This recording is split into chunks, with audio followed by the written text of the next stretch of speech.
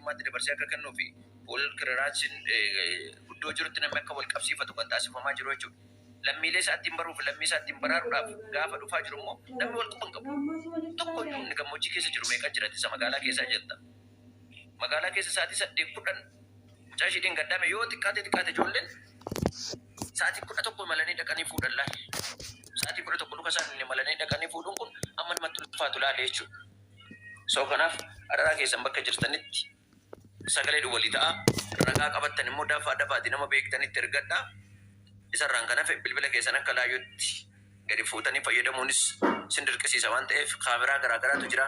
Kaameraan biqiltuurra jira. Mana fincaanii keessa jira. Iddoo isin hin argine iddoo garaagaraarra jira.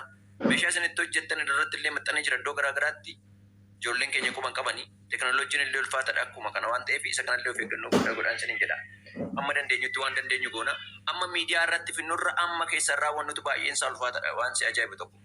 Isa dhugaa rabbiin sin jedhaate jechuudha. Kanaaf hanga dandeessanitti jabaadhaa namarraa isoo hin ta'e irraan argadheedhaati hojjedhaa malee yookaan nama fuulduratti bahin beekamtii fudhaa akkasii ta'aa miti. Rabbi immoo waan sirra jaalatu qaba waan ta'eef waan rabbii jettu hojjedhu. Waan rabbiin jenneen hojjetiini jabaadhaan sani jedha kanuma jedhan.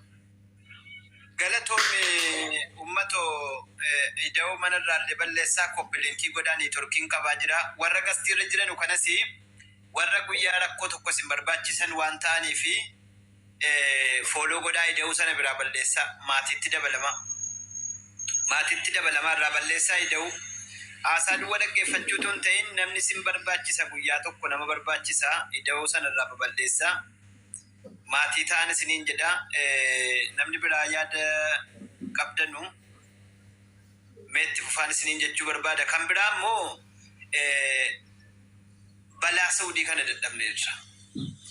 Ummannumti keenya kuni Saawudii dhaqee fayyadamuurraa rabshaan ituu dhaabbate Suudaaniitti uummata miileenaan jiraataa ture namni Suudaanii takkaa namni Suudaaniitti waa rakkate tokko hin jiru.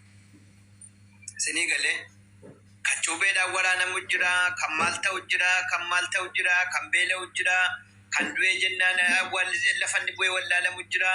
Tokko lamaa miti balaan Saawudii keessa jiru. Biiroodhaan naqee seeraa qabeessaan naqee seeraan ala karaa baaraatiin naqee tokkuma rakkoon irra gahaa jiru. Garaagarummaan qabu. Dhugaa rabbii kana waan godhanii ijoolleen Saawudiitti erguu kanarraa dhaabuudhaaf yaalan iyyuu baay'ee gaariidha jedhaani gama kootiin.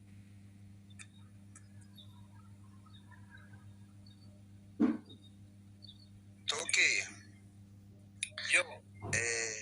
Yaada uumaa waan dubbadhu na keessatti namni tokko amma danda'ametti namoonni tokko beekamtii tokko qabdan akkuma wal dhageessanitti yaa kanullee biyya keessa teenya akkatti keessa teenye tokko battole jennu qabnu osoo wal ijaaranii haaluma ejensii Itoophiyaa jiru kanarratti iyyuu hojjetameen badu wanti miidiyaa waan balleessuun qabu waan baay'ee nama tolcha. Ejensuma Itoophiyaa jiru kana haalumti isaan nama keessummeessanii haalumti isaan nama simatanii ilaalchuma isaan dhala namaati qaban nama ta'anii dhala namaati ilaalcha isaan qabanii ilaalcha ilma namaa siin qaban gaafa dhaqxee barri sanarra geesse beektaa. Akka waan dhagaa baattee kiisitti dhaqxeetu seentar kutteetu fiigdee baatutti sagal si millata. Kana jechuun immoo isaan waan baran qabu waan ta'eef waan dhiigni isaanii hojjetu baran qabu waan ta'eef gaafa fuula simannaadhaan nama simatan gaafa nama simanne waan isaan godhan waan beeknuu fi waan baay'ee isaa beekna nargina keessa olla waan ta'eef ejensuma Itoophiyaa jiru irratti iyyuu ni dhugaa. Hon jedhamee namni ciccimaam tarfan tokko do hon jedhee dhimma kana nan sirreessadeen abdii qaban akka kootti. Gaafa namni tokko hojiinsaa saaxilamu inni tokko immoo hankoos badeedha. So gaafa namni lama asasee ba'ee ma fakkeenya amma poostii Jawaar gochaa jiru irratti saatii amma kana irratti mee yeroo duraa fi erga ni poostii gochuu jammare ilaala. Waan baay'ee baratu namni baratu yoo jiraate namni hubatu yoo jiraate waan baay'ee harka. Isinii galee akkasuma namoonni arfan tokko odoo cimanii dhaabbatanii Waa'uma ejensiin kun maali jedhamee gad kaa'amee qoratamee namuma lama sadeen tokko keessaa fuudhamee waa irratti hojjetamee baay'ee fooyya'insa guddaa tokko hin deeme hin argisiisa deetana mana akka kiyyaatti. Lammaffii inni dhumaa amma obboleettiin adaraa itti koomintu mallee jalatti barreessaa turte argitanii iddoo ta'e lubbuma kiyya bichaa na baraaraa jette. Adaraa lubbuma kiyya bichaa na baraaraa. Warri jalqabdan dhimmicha warra harkaa qabattan warri sin harka jiru waa humni namaa danda'uun isin bira jira. Kan miilli deemsisu miilaan deemnee kan konkolaataan deemsisu konkolaataadhaan deemnee waa humni namaa gochuu danda'uun isin faana jirraati. Lubbuu kana na oolchaa odoo jettuu booda odoo isheen akkana jettu akkana taate kan jenneefi cimnee haa dhaabbannu. Dhugaadha tokkee Nagasaa faana waliin oolla beektaa baay'inaan yeroo baay'ee waliin dabarsina. Saatiitti misaa nyaannee wal waamnee misaa laafee choo ennee wal biraa gaafa deemnu jira. Wanti silkii telefoona irratti ergamu wanti ilaalamu dhala namaatiin miti bineensa wanta mallee dhabeetta. Waan baay'ee garaa nama dhukkubsudha. Waan baay'ee abdii si kutu bakka ani nama ta'uu kootiif iyyuu itteetu abdii si kutu dhabeette. Silazii kanaafi haasaarraa dhugummaadhaan argamnee haala jiruun qaamaanis haa ta'u lolaan illee yoo ta'e lolaan iyyuu haa ta'u waanuma barbaadeen haa ta'u dhaabbannee amma dandeenya obbolaa keenya haa baraarru jechuun barbaada. Galatooma ulfaadhaa naaf galchaan dogoggore. Galatoome baacaa sila waan ta'e tokko jette yaada sanatti sammuu keessa na deddeebi'eedha. Ilma namaa kamirraayyuu yaada fudhadhaa fooloon laalinaa jette dhugaadha. Namni yaada bilchaataa qabu, namni yaada gaarii qabu, namni beekumsa qabu fooloon qabu. Fooloon qabu kana beekaa. Namni fooloo guddaa qabu nama yookiin ganda arrabsu yookaan amantii arrabsu yookaan saba xiqqeessu yookaan goota xiqqeessu yoo ta'e jala yaa'ee fooloo godha namni. Sinii galee kun beekamaadha.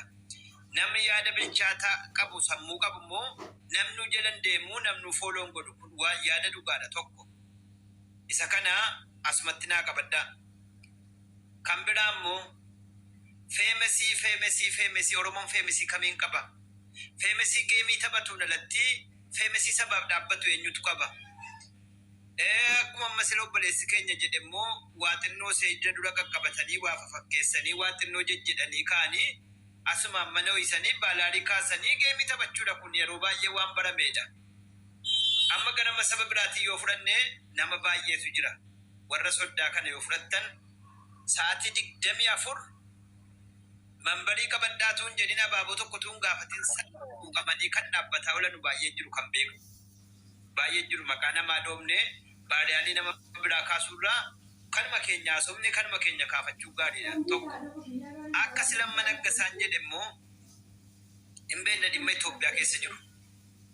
Dhimma Itoophiyaa keessa jiru yoo keessaa baanee jiraannes Itoophiyaan isuma kaleessa keessa turreedha. Inni har'a sinuma beekna amala walii beekna abbaan ilmoo amala ilmoo wallaalu. Kan keessatti baratame gubboodha wanti biraan jiru gubboodha. Gubboo isa durii immoo miti. Amma ija baase miillaan deemaa jira. Namni yeroo baay'ee mootummaan maal eegaadha? Mootummaan mana namaarra deemee zabanyaa namaa ta'uu hin danda'u. Handeeggaraas miti mormaas miti saba. Mootummaan mana namaarra deemee zabanyaa namaa ta'uu hin danda'u. Sinii galee mootummaan qabalee dhaqee taa'ee mattaawaqee akka itti baafattu salphee akka itti gootu si arguu hin danda'u. Gabaasa qaqqabe beeka. Dhimmi tokko gubbaadhaa gadi diriira. Godina irraa kaa Oromiyaa irraa kaa federaala irraa ka'ee Oromiyaa irraa godina irraa aanaa irraa ganda gala. Caasaadhaan jechuudha. Achi keessatti gahee hannaa kan raawwatuu fi gahee seeraan raawwachuu kan fidu eenyuun kaabineedha. Warra dhimmi ilaallatu. Achi gaafa gadi ba'u seeruma gaarii baabaraa gubbaadhaa. Duris taanaan ammas taanaan yeroo saba bira ga'u garuu wantichi markii isaa jijjiirratee dhufa. Markii isaa jijjiirratee saba bira ga'a. Isa kana biiroo mootummaa seeroo dandu isa kamiinuu yoo ta'e sarrateenyaan namaa baraawis ta'e uchi guddaa ministeeris ta'e eessas ta'e wanti nurraa eegamu ijaaramuu duwwaadha wanti biraan jiru.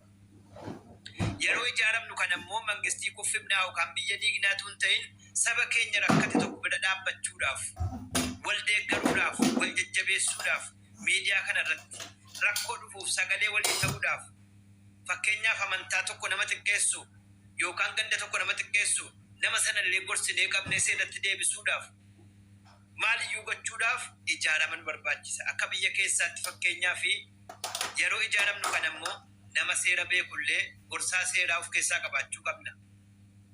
Nama seera beeku of keessaa qabaachuu qabna. Gaazexeessaa of keessaa qabaachuu qabna. Qaama milishaas haa ta'u, qaama wattaadaraas haa ta'u, qaama kamirraayyuu namni miidiyaan fayyadamne hin jiru. Miidiyaa hunda namaaf fayyadamaa jira. Asirratti ol baaniyaan akkana kanan hojjedhatuun jedhin iyyuu kana barbaachisaa ta'een yaadaan nu deeggaruu danda'u. Dogoggora keenya nu sirreessuu danda'u. Seera qabeessaan kan ijaaramnuuf wanjala hojjechuudhaaf miti waan gaarii hojjechuudhaaf biyya keessaa of furanne akka yaadannoo jira, akka guddataa jira, akka naggasaa jira, akka baacaa jira, namoota hedduu jira. Dhokatee yaada bilchaataa kan qabu as baafachuu qabna. Itti fayyadamuu qabna jara kanatti. Kanuma yaadni kootti fufaa namni yaada qabdanu galatooma. Tokkee dhugaadha. Nuti akka kootti wal beekna waan ta'eef hundi keenyayyuu gara miidiyaa kanatti dhufuun keenya uummata keenya gargaaruudhaaf malee faayidaa namarra barbaadnee osoo hin ta'in inda'uun nuti miidiyaa kanatti dhufuun keenya hin miidhamne. Maaliin miidhamne yoo ta'ani nama rakkatu arginee taa'uu hin dandeenyu, rafuu hin dandeenyu, maaltu na galche jedhuu hin dandeenyu. Hojii keenya dhiifnee olii gadi fiignaa jechuudha. Amma namni amma taa'ee nu dhaggeeffatu kuni hojii dhabee miti. Kaan osoo hojjetu ta'uu danda'a, kaan hojii isaa dhiise ta'uu danda'a. Yeroo nama gargaaru, yeroo sagalee namaa ta'us immoo waa sirraa barbaadee waa sirraa eegee miti. Sammuu isaa boqonnaa irraa argachuu barbaadeeti jechuudha. Nama immoo nuti akka ani amanutti akkam beekuttis nama gaafa ni du'e profaayilii godhannee yaabboleessa koo yaabboleetti koo jechuurraa jireenya otoo jiru amma dandeenye wal gargaara irra gaariidha kan jedhu gara kanatti dhufne ammas amma dandeenyu gochaa jira. Dadhabaa jira jechuudha. Borus immoo yoo dandeenye hin goonaa jechuudha. Namni nu dirqisiisee miti sammuu keenya nu dirqisiise. Beemesummaan yoo biyya keetiif hin taane yoo saba keetiif hin taane gatii hin qabu. Galee Ormi wal ijaaree hojii gurguddaa hojjetaa jira. Saba isaa kabachiifataa jira. Amma dheengadda nuti nama sadi taanee deemnee naggasaa wajjiniin tokko ajandaa 99 hojjisiifata dhaabatee jara hojii wal baranii jechuudha. Nuyi abbaa kana namni nuun jedhe hin jiru booda loluma guddaadhaanii waan argannu argannee achi baane jechuudha. Amma kanallee nu tuffatteetti waajjira keessa kan hojjettuun ishii yoo ijaaramtee jirti jechuudha. Innaa maal isin jechuudha afanii yoo nuti ijaaramne yoo nuti sagalee qabaanne yoo waa gochuu dandeenye namni nu kabaja. Kanaan ala nu tuffata bakka deemnu hundattuu. Ijaaramuun filannoo kan hin qabne dirqama keenyadha jechuudha. Filannoo otoo hin ta'in dirqama keenyadha. Sigalee yoo lafa irrattis miidiyaa irrattis sin jedhee afaan hin ijaaramnaa miti. Waan nurraa barbaadamu goonee dirijituma leegaalii tola ooltummaa ijaarachuu dandeenya. Wanti nu gaafatu hin jiru. Proposaalaa eeyyama mootummaan nuu kenna irratti hojjechuun hin danda'ama. Yoo dhuguma saba keenya hin gargaara.